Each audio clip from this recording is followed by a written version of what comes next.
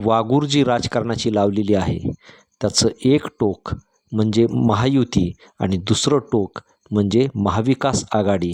या दोघांच्या हातामध्ये ह्या वाघुरीची टोकं आहेत आणि सर्वसामान्य जनता इकडून हुसकवली की तिकडे अडकणार आणि तिकडून हुसकवली की इकडे अडकणार. ही अशी राजकारणाची पद्धत, अशी राजकारणाची पॉलिसी सध्या महाराष्ट्रात सुरू आहे.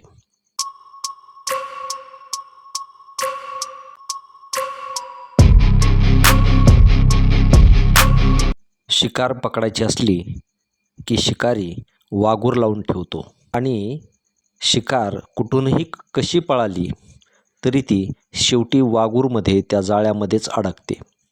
अगदी याप्रमाणेच राजकीय प्रस्थापित पक्ष हे सर्वसामान्य माणसांना राजकारणामध्ये आणि या निवडणुकीच्या हंगामामध्ये अशा वाघूर लावून त्यांची शिकार करतात. गोरगरीब कष्टकरी, शेतकरी, शेतमजूर आणि मध्यमवर्गीय लोक म्हणजे ही शिकार आहे. त्या सशाप्रमाणे अगदी छोट्या छोट्या गोष्टींना हा समाज भीतो. त्याचं कारण असं आहे, शिकार करणारे हे मातब्बर, धनदांडगे आणि गब्बर असतात आणि त्यामुळे नाविलाज असतो तो या सर्वसामान्य जनतेचा. कुठून कसा जरी विचार केला आणि एखादा पक्ष, एखादा नेता नको जरी असला तरी शेवटी हे पक्ष त्या नेत्याला प्रस्थापित करून शेवटी त्यालाच मतदान करायला भाग पाडतात. सांगायचं तात्पर्य एवढंच की ही वाघूर जी राजकारणाची लावलेली आहे त्याचं एक टोक म्हणजे महायुती आणि दुसरं टोक म्हणजे महाविकास आघाडी. या दोघांच्या हातामध्ये ह्या वाघुरीची टोकं आहेत आणि सर्वसामान्य जनता इकडून हुसकवली की तिकडे अडकणार आणि तिकडून हुसकवली की इकडे अडकणार. ही अशी राजकारणाची पद्धत, अशी राजकारणाची पॉलिसी सध्या महाराष्ट्रात सुरू आहे. मित्रांनो, सध्या विधानसभेचं रणकंद जे सुरू आहे त्यामध्ये अनेक ठिकाणी असे काही नेते, असे काही पुढारी उभे केलेले आहेत की लोकांसमोर सक्षम पर्यायच नाही. लोकांचे प्रश्न समजू शकेल, लोकांना न्याय देऊ शकेल असा क्लीन कॅरेक्टर, शुद्ध चरित्राचा, विनाभ्रष्ट आणि समाज उपयोगी नेतृत्व सध्या महाराष्ट्राच्या राजकारणात शोधूनही सापडत नाही असं म्हणता येणार नाही. परंतु असं नेतृत्व लोकांच्या समोर पक्ष ठेवतच नाहीत आणि त्यामुळे लोकांना सगळ्यात मोठा संभ्रम होतो की मतदान कोणाला करायचं. आणि त्यामुळं मग लोक पर्याय शोधतात, तो माझ्या जातीचा आहे का, तो माझ्या जवळचा आहे का, तो माझ्या जाती धर्माचा समर्थक आहे की विरोधक आहे. असे पॅरामीटर लावले जातात, लावायला भाग पाडले जातात. आणि 70 वर्ष झाल्यानंतरसुद्धा या देशामध्ये लोकांचे मूळ प्रश्न आणि त्या प्रश्नांची उत्तरं द्यायला आणि ती सोडवायला कोणीही तयार नाही. आणि अशा पद्धतीचं राजकारण आपल्या पुढच्या पिढ्यांना किती घातक ठरणार आहे त्याचा प्रत्यय आजच्या शिक्षण व्यवस्थेमधून, आरोग्य व्यवस्थेमधून आपल्याला पाहायला मिळतो. हे राज्यकर्ते आपल्यासमोर वेगवेगळे आमिष, वेगवेगळे लालची पर्याय देऊन आपल्याला तात्पुरतं भुलविण्याचं काम, नशा देण्याचं काम करतायत आणि स्वतःचा स्वार्थ साधून घेत आहेत. आणि त्यामुळंच जरांगे पाटील यांनी हे राजकारण लाथाडलेलं आहे.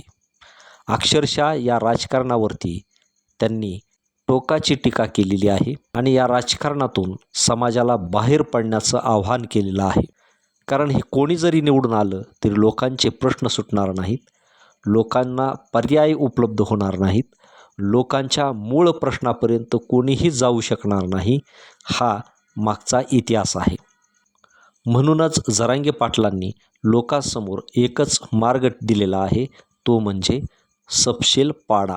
जो आपले प्रश्न सोडू शकत नाही, जो आपल्यावरती अन्यायकारक सरकारची दडपशाही लादतो असा पक्ष, अशा पक्षाचे नेते, अशा पक्षाचे उमेदवार पाडा ही एकमेव भूमिका जरांगे पाटलांनी घेतलेली आहे. आता यामध्ये अनेक जण त्यांच्यावर टीका करतात, परंतु हे टीका करणारे सर्वसाधारण पीडित कष्टकरी मध्यमवर्गीय लोक नाहीत. तर ते कोण आहेत? तर पक्षांनी, नेत्यांनी पाळलेले, त्यांचे लाभार्थी असलेले, त्यांच्यापासून काहीतरी स्वार्थ साधलेले हे लोक आहेत की जे हा सर्वनाश आपला करण्यासाठी तयार झालेले आहेत. अशी ती लोक आहेत. आणि त्यामुळं अशा असंख्य अफवा असतील, असे असंख्य भुलविणारे पर्याय असतील, ते सर्व पर्याय या निवडणुकीच्या निमित्तानं आपल्यासमोर ठेवून आपलं मत चोरण्याचं, आपल्याला भुलविण्याचं आणि आपल्याला नेस्तनाभूत करण्याचं कुटील राजकारण, गलिच्छ राजकारण, जे की अत्यंत खालच्या पातळीवरती गेलेलं आहे, ज्यामध्ये कुठलाही मान सन्मान, नीती नीतिमत्ता राहिलेली नाही, अशा राजकारणाची सुरुवात या महाराष्ट्रामध्ये फोफावली आहे. आणि त्यामुळं या राजकारणातून बाहेर पडा, राजकारणाचा नाद लागू देऊ नका, असं ठणकावून जरांगे पाटलांनी समाजाला सांगितलेलं आहे. आता तुम्ही म्हणाल की जरांगे पाटील सगळ्यांनाच नावं ठेवतात, जरांगे पाटील सगळ्यांनाच पाडा म्हणतात, मग निवडून कोणाला द्यायचं, असे प्रश्न अनेकांच्या मनात सध्या तयार झालेले आहेत. त्या दृष्टीनं लोक भ्रमित झालेले आहेत. परंतु यावर देखील पाटलांनी उपाय सांगितलेला आहे. तो उपाय असा की जो नेता, म्हणजे या निवडणुकीच्या रिंगणात तुमच्या मतदारसंघामध्ये जेवढे काही उमेदवार उभे आहेत, त्या उमेदवारामध्ये तुम्हाला कोणता नेता चांगला वाटतो की जो तुमच्या प्रश्नाशी जवळीक आहे, तुमचे प्रश्न सोडू शकेल, तुम्हाला समजू शकेल, शेतकऱ्यांच्या बाजूनं बोलू शकेल, असा नेता निवडण्याचं, ते पडताळण्याचं ही समज जोपर्यंत सर्वसामान्य माणसाला येत नाही आणि जोपर्यंत ते या प्रलोभितपणाला भीक घालणार नाहीत, तोपर्यंत ही समज आपल्याकडे येणार नाही.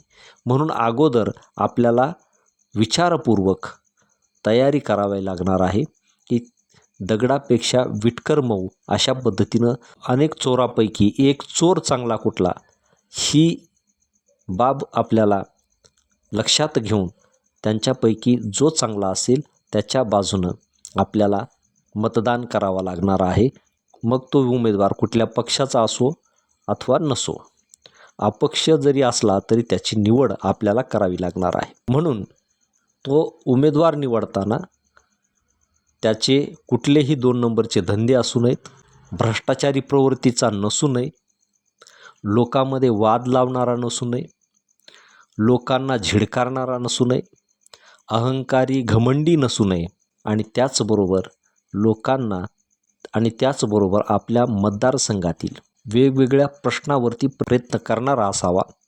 लोकांच्या शिक्षण, आरोग्य आणि शेतीविषयक वेगवेगळ्या प्रश्नांना विधानसभेमध्ये मांडून त्याच्यावरती भूमिका घेणारा असावा.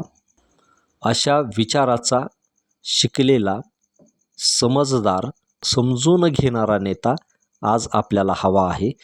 मग तो उमेदवार कुठल्याही जातीचा असो, कुठल्याही धर्माचा असो, त्याची निवड करणं, त्याला मतदान करणं ही खरी लोकशाही आहे.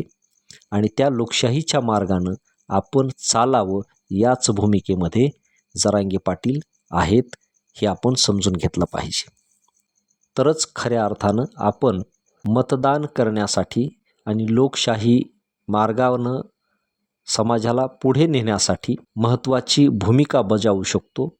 आणि तेव्हाच खऱ्या अर्थानं आपल्या पिढ्यांसाठी, आपल्यासाठी येणारं सरकार हे काहीतरी, काही अंशी तरी न्याय देऊ शकेल, ही आपण अपेक्षा करू शकतो.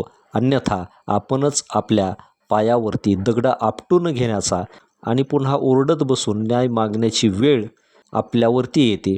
आणि पुन्हा आलेल्या सरकारला, आलेल्या उमेदवाराला, आलेल्या सत्तेवर आलेल्या पक्षांना दोष देण्याची प्रक्रिया सुरू होते. म्हणून एकदाच निर्णय घ्यावा आणि तो सत्कारणी लावावा हीच अपेक्षा या निमित्ताने आहे. धन्यवाद. जय जिजाऊ जय शिवराय.